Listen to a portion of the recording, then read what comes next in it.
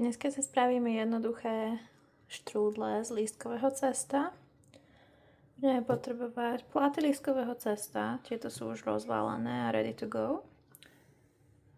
Jablčka nastrúhané, vymačkaná šťava, a vanilkový cukor, škorica a kúsok, ako sa to volá? Breadcrumbs a struhánka.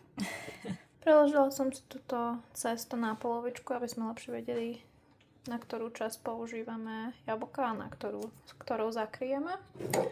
Takže na spodok si dáme trocha struhanky, len trocha, aby nám to veľmi nezmokrelo, lebo jablka sú šťavnaté, tak aby tá štrúdla nebola, to cesto nebolo mokré. Teraz na tú strúhanku položíme naše nastruhané jablká. Len na tú polovičku.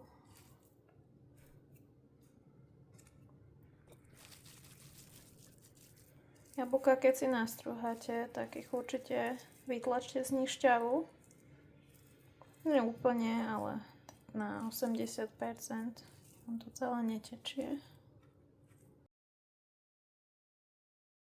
Dobre to naplňte, nech to nemáte suché. Nechajte od konca tak centimetr, tam pôjde vajíčko.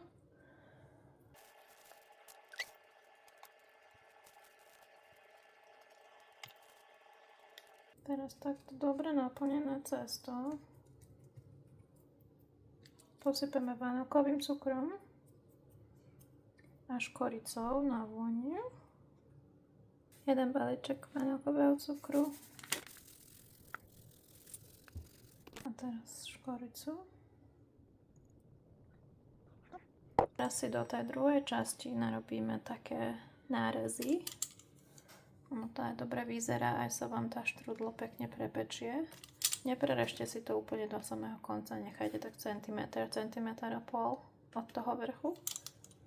A robte také centimetrové nárezy pekne takto až do konca.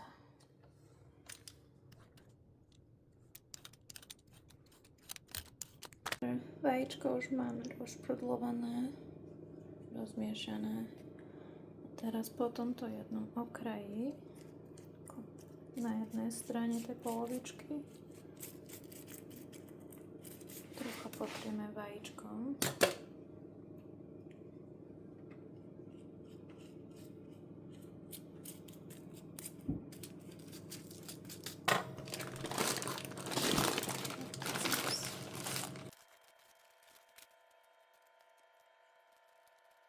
Teraz takto dokola si to vidličkou pritlačíme.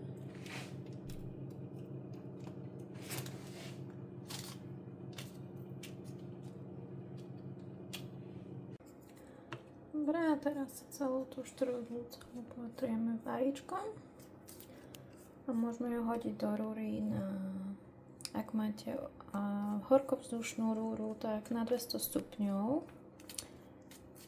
Časovo, neviem, cca 15-20 minút, odstopujte si to podľa vašej rúry.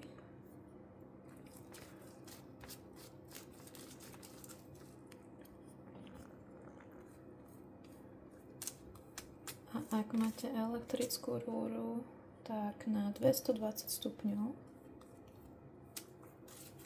Pekne do zlatova. Ona vám pekne nabehne.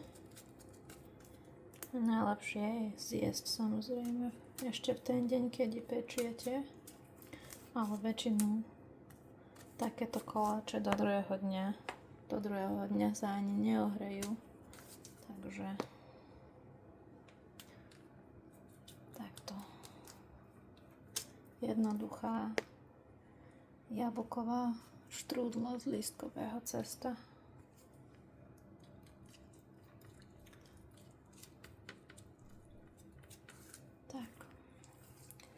A ideme sa pustiť na druhú štrúdlu, ktorá bude makovo-višňová a z touto šup do rúry. Tak, tu máme pripravený už druhý plát na našu višňovo-mákovú štrúdlu. Už som si ju teraz popredu potrela vajíčkom A mám to už aj rozkrajané na tom vrchu. Dáme makovú vrstvu, ale toto už mám ľudia pripravené. V tomto je cca 100 g pomletého maku, 3 lyžice práškového cukru a asi 6 kopcových lyžíc povidiel. To je slivkový lekvar. Takže takto som si to dala. Viem, že ľudia robia makové štrúdle, makovo-višňové, len mak a cukor. Ja pridávam do mojej tie povidlá, teda lekvár. Je to potom také oveľa vláčnejšie, také lepšie sa to je, keď ten mak nie je taký suchý. Takže za mňa určite miešať mak s lekvárom. Takto si správte peknú takú vrstvu a na toto teraz budeme pokladať višne, ktoré sú už vykôskované. Ak je sezóna, máte čerstvé višne, samozrejme dáte si čerstvé, tieto sú z kompotu. Dobre, takto tu mám už višne. Už som z nich dala dole tú šťavu. Nemajú kocky. Nemusela som ich vykôskovať. A takto jedna po druhej si ich pekne naokladáme vedľa seba. Ak máte dosť višní, pekne to naplňte. Nechcete suchú štrúdlu, to nechutí nikomu. Tak. Takže mne sa vyšiel na túto jednu štrúdlu celý ten kompot. A teraz to zase pekne založíme, zavrieme, potrieme vajíčkom a dáme piecť. Dobre, to už máme tú višňovo-makovú štrúdlu. Troška sa mi porozťahovala, keď som ju prenášala na ten plech. Ale tak stále bude dobrá. Môžeme dať piecť. Tak to už máme pekne upečené obidva štrúdle, jablkovú aj čerešňovo-makovú. Trvalo to presne 20 minút s prípravou do 30 minút napečené. Tu je štrúdla už pekne rozkrájaná a zajtra bude kraňajka. Dobrú chuť!